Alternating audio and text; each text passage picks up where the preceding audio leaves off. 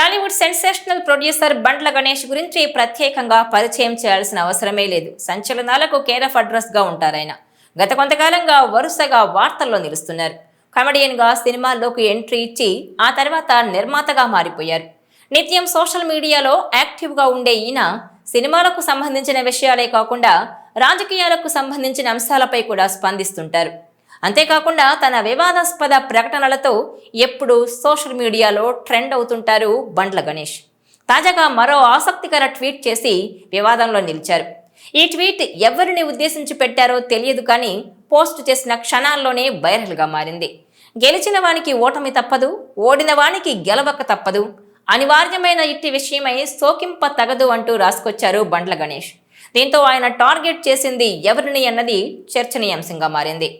తెలుగు సినిమాల్లో తన నటనతో అభిమానులను సంపాదించుకున్న బండ్ల గణేష్ ఆ తర్వాత నిర్మాతగాను తన అదృష్టం పరీక్షించుకున్నారు.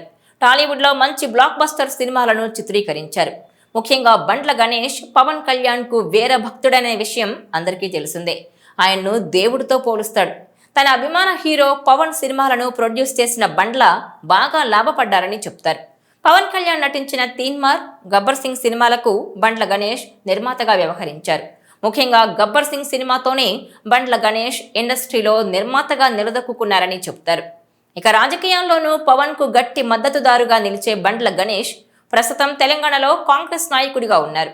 తెలంగాణలో కాంగ్రెస్ ప్రభుత్వం ఏర్పడాలని ఎంతగానో కోరుకున్న బండ్ల గణేష్ సీఎంగా రేవంత్ రెడ్డి ప్రమాణ స్వీకారం చేసిన సందర్భంలో తెగ హడావుడి చేసి సోషల్ మీడియాను ఆకర్షించారు. ఇదిలా ఉంటే తెలంగాణ ఎన్నికల సమయంలో ఆయన మీడియాలో తెగ హల్చల్ చేశారు. ఎన్నికల్లో కాంగ్రెస్ పార్టీకి మద్దతుగా ప్రచారం కూడా నిర్వహించారు. ఇక రాష్ట్రంలో కాంగ్రెస్ పార్టీ విజయం సాధించిన సమయంలో బండ్ల గణేష్ చేసిన హడావుడి అంతా ఇంత కాదు. ఫలితాల సమయంలో తనదైన శైలిలో బీఆర్ఎస్ పార్టీపై ట్వీట్లు చేశారాయన. తెలంగాణలో బీఆర్ఎస్ పై విమర్శలు గుప్పించే బండ్ల గణేష్ ఏపీ సీఎం చంద్రబాబు ప్రతిపక్ష నేతగా ఉండగా అరెస్ట్ అవ్వడాన్ని తట్టుకోలేకపోయారు. ఆ సమయంలో గచ్చిబౌలిలో జరిగిన ఓ కార్యక్రమంలో చంద్రబాబు గొప్పవారంటూ ప్రశంసలతో ముంచెత్తారు. దాంతో టీడీపీ సపోర్టర్లను ఆకర్షించిన బండ్ల ఆ తర్వాత కూడా హైదరాబాద్ అభివృద్ధిలో చంద్రబాబు పాత్రను పొగుడుతూ ఎప్పటికప్పుడు ప్రకటనలు చేస్తుండేవారు. ఇక అదే సమయంలో ఓసారి ఏపీ మాజీ సీఎం జగన్ పనితీరుపైన ప్రశంసలు కురిపించి తన విలక్షణాన్ని చాటుకున్నారు. ఏపీలో జగన్ పాలన బాగుందని, నాకు తెలిసిన వ్యక్తికి వైద్యం సాయం చేశారని, ఆపదలో ఉన్నప్పుడు కాపాడిన వ్యక్తి దేవుడితో సమానమని చెప్పి జగన్ సర్కార్ మీద ప్రశంసలు కురిపించారు. టీడీపీ అధినేత చంద్రబాబు అరెస్టు సమయంలో బండ్ల గణేష్ జగన్ పై విమర్శలు కూడా చేశారు. ఇటీవల విజయసాయి రెడ్డి వైసీపీకి రాజీనామా చేయడంపై కూడా బండ్ల గణేష్ రియాక్ట్ అయ్యారు. అధికారంలో ఉన్నప్పుడు అనుభవించి కష్టాల్లో ఉన్నప్పుడు వదిలేయడం, వదిలి వెళ్లిపోవడం చాలా మంది రాజకీయ నాయకులకు ఫ్యాషన్ అయిపోయింది. ఇది ధర్మమా అని విజయసాయి రెడ్డిని ప్రశ్నించారు బండ్ల గణేష్. ఇక తన సినిమాల కోసం ఎవరినైనా పొగుడుతానని, అందరి హీరోలు నాకు సమానమే అని చెప్తూ ఉంటారు. తాజాగా బండ్ల గణేష్ రాజకీయాలపై ట్వీట్ చేశారు. గెలిచిన వానికి ఓటమి తప్పదు, ఓడిన వానికి గెలవక తప్పదు, అనివార్యమైన ఇట్టి విషయమై సోకింప తగదు అంటూ భగవద్గీత సారాంశాన్ని వివరిస్తూ ఆయన ట్వీట్ చేశారు. ఆ ట్వీట్ ద్వారా బండ్ల గణేష్ ఎవరిని టార్గెట్ చేశారనేది సస్పెన్స్ క్రియేట్ చేస్తోంది.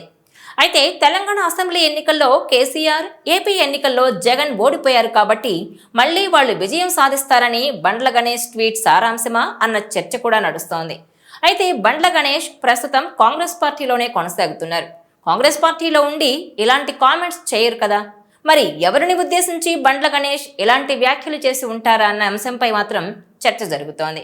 పైగా ఆయన ఏ రాజకీయ పార్టీని ఉద్దేశించి చేశారో అర్థం కావడం లేదు.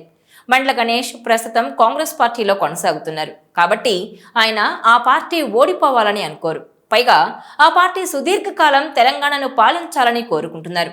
దీంతో ఆయన ట్వీట్ ఏపీ పాలిటిక్స్ ను ఉద్దేశించిందా అని నెటిజన్లు అనుమానిస్తున్నారు. కానీ అటు చూస్తే ఏపీలో కూటమి ప్రభుత్వం అధికారంలో ఉంది. ఆ కూటమిలో పవన్ కళ్యాణ్ కూడా భాగస్వామిగా ఉన్నారు.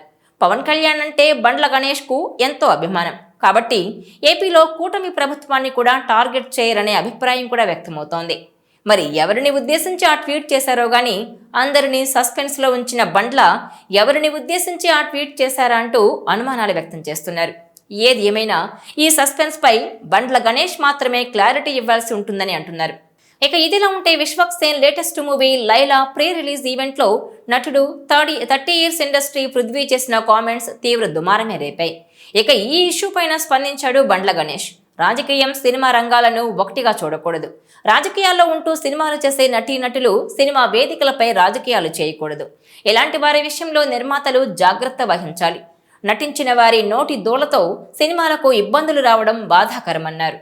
సినిమాను సినిమాగానే చూడండి అంటూ పృథ్వీరాజ్ కామెంట్లకు తనదైన శైలిలో స్పందిస్తూ ఎక్స్లో ట్వీట్ చేశారు బండ్ల గణేష్. మొత్తానికి ఇటు పాలిటిక్స్, అటు సినిమాలపై ఒకేసారి ట్వీట్లు చేసి సంచలనంగా మారాడు బండ్ల. ఈ వీడియో మీకు నచ్చినట్లయితే please share, like and subscribe.